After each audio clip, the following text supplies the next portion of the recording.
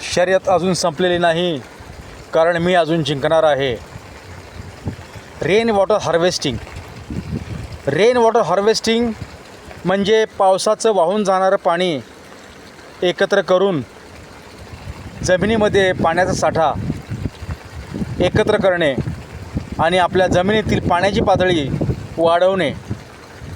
अशा पद्धतीने पाणी एकत्र साठवून बोरच्या जवळ किंवा आपल्या विहिरीच्या जवळ किंवा आपल्या तलावाच्या जवळ जर आपण हे पाणी वाहून जाणारे पाणी एकत्र करून त्याला वाट करून देऊन ते जर चांगल्या पद्धतीनं हे अशा पद्धतीनं आपण जर वळवून आणले तर आपल्याला पाण्याची चणचण ही कधीच भासणार नाही आहे.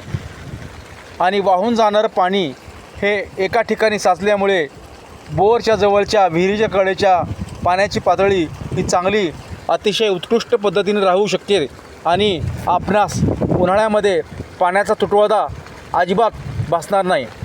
पाण्याचा तुटवडा भासल्यामुळे आपण नेहमी प्रशासनावर दोष देत असतो, पण प्रशासनाने काय केले ह्याच्यापेक्षा आपण प्रशासनासाठी काय केले किंवा देशासाठी काय केले, गावासाठी काय केले.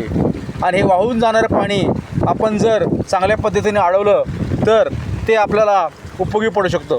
आणि हे वाहून जाणाऱ्या पाण्याचा आपण पुरेपूर वापर करून घेतला पाहिजे.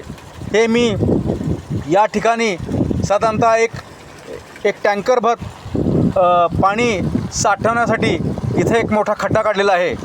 तो खड्डा साधारणतः हा 16 फूट लांब असेल आणि एक 8 फूट रुंद आणि एक साधारणतः एक 6 फूट खोलीचा खड्डा आहे.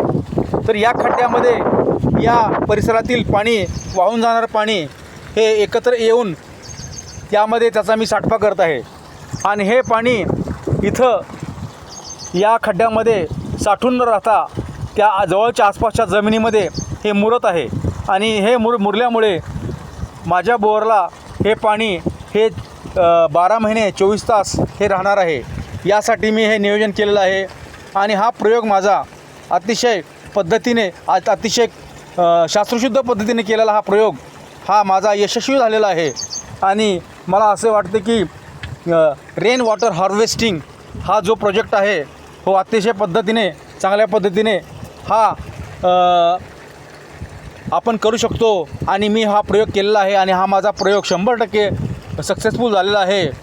लोक काय म्हणतात याच्याकडे लक्ष न देता आपण आपल्या पाण्याची सोय हे आपणच केली पाहिजे व प्रशासनाला दोष न देता हा आपणच आपल्या पद्धतीने आपली पाण्याची गरज आपण हे पूर्ण केली पाहिजे. @राजेश कतले या माझ्या यूट्यूब चॅनलला सबस्क्राईब करा, लाईक करा आणि कॉमेंट्स करा. आपणास असेच हे चांगले व्हिडिओज आपणास हे नेहमी पाहण्यास मिळतील. थँक्यू.